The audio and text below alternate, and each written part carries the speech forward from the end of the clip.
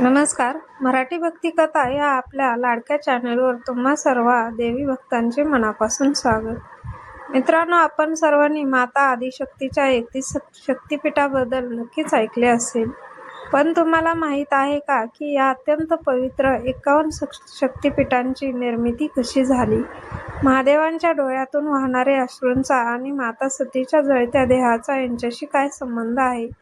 असे काय घडले की भगवान विष्णूंना आपलं सुदर्शन चक्राने माता सतीच्या शरीराचे 51 तुकडे करावे लागले?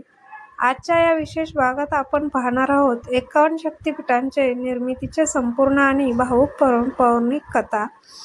कथा खूप रहस्यमय आणि अंगावर काटा आणणारी आहे, त्यामुळे व्हिडिओ शेवटपर्यंत नक्की पहा. कथेला सुरुवात होते सत्ययुगात. विश्वाचे निर्माते ब्रह्माजींचे पुत्र प्रजापती दक्ष यांना अनेक कन्या होत्या. त्यापैकी एक होत्या माता सती. माता सती या उपजतच महादेवांच्या निस्सीम भक्त होत्या आणि त्यांनी कठोर तप करून महादेवांना पती रूपात प्राप्त केले होते. परंतु प्रजापती दक्ष यांना महादेव अजिबात आवडत नसत. महादेवाच्या अंगाला भस्म लावणे, गळ्यात साप असणे आणि स्मशानात राहणे दक्षाला आपल्या प्रतिष्ठेच्या विरोधात वाटत असे. याच कारणामुळे राजा दक्ष महादेवांचे प्रचंड द्वेष करीत होता.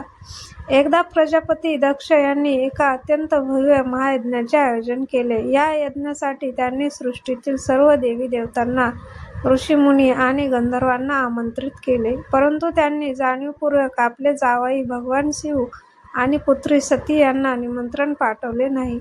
जेव्हा माता सतीला या यज्ञाबद्दल समजले तेव्हा त्यांनी महादेवाकडे पित्यांच्या घरी जाण्याचे हट्ट धरला.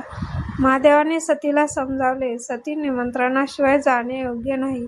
तिथे आपला अपमान होऊ शकतो. पण सती म्हणाली, पित्याच्या घरी जाण्यासाठी लेकीला निमंत्रणाची काय गरज? शेवटी महादेवाने सतीला जाण्याची परवानगी दिली.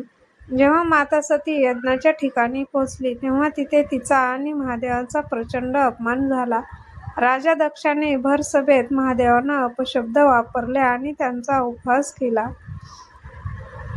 आपल्या पतीचा म्हणजे देवाधिदेव महादेवांचा असा अपमान माता सती सहन करू शकली नाही. अत्यंत क्रोधात आणि ग्लानीत येऊन सती म्हणाली, ज्या शरीराने मी महादेवाचे अपमान ऐकला ते शरीर मी आता धारण करणार नाही. असे म्हणून सतीने यज्ञाच्या पवित्र अग्निकुंडात उडी घेतली आणि आपल्या योगबलाने स्वतःचा देह अर्पण केला, आत्मदाह केला. सतीच्या आत्मदाहाची बातमी कैलास पर्वतावर पोहोचताच महादेवांचा क्रोध अनावर झाला. त्यांनी आपल्या जटेतून वीरभद्र आणि महाकाली यांना प्रगट केले. त्यांनी जाऊन दक्षाच्या यज्ञाचा उद्ध्वंस केला आणि दक्षाचा वध केला. त्यानंतर महादेवाने सतीचा तो जळलेला देह आपल्या हातात घेतला.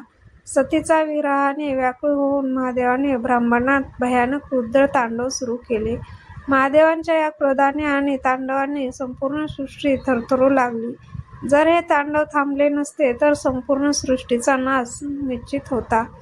सृष्टीला वाचवण्यासाठी आणि महादेवांचा मोहभंग करण्यासाठी सर्व देवांनी भगवान विष्णूकडे धाव घेतली.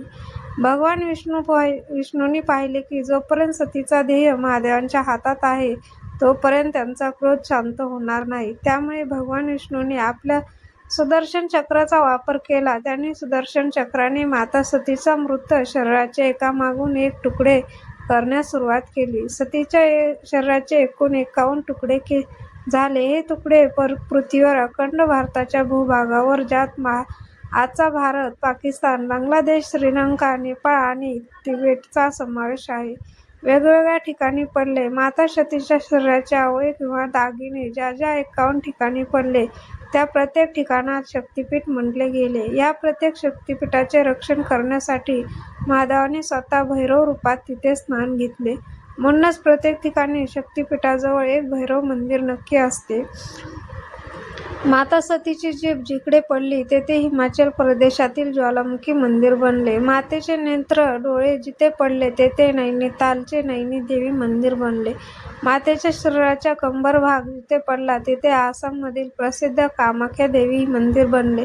महाराष्ट्रात देखील माता सतीचे अंश पडले, ज्याला आपण 3.5 शक्तिपीठाच्या रूपात पूजतो. तुळजापूरची भवानी माता, कोल्हापूरची अंबाबाई, माहूरची रेणुका माता आणि वणीची सप्तशृंगी माता. तर मित्रांनो, अशी आहे माता सतीच्या त्या पवित्र 51 शक्तिपीठा निर्मितीची अद्भुत आणि भावूक कथा. माता सतीने पुढे हिमालयाच्या घरी पर्वती म्हणून जन्म घेतला आणि पुन्हा कठोर तप करून महादेवांना प्राप्त केले. जर तुम्हाला माता आदिशक्तीची ही कथा आवडली असेल तर व्हिडिओला लाईक करा, शेअर करा नक्की. चॅनेलवर नवीन असाल तर मराठी भक्ती कथा चॅनेलला आता सबस्क्राईब करा.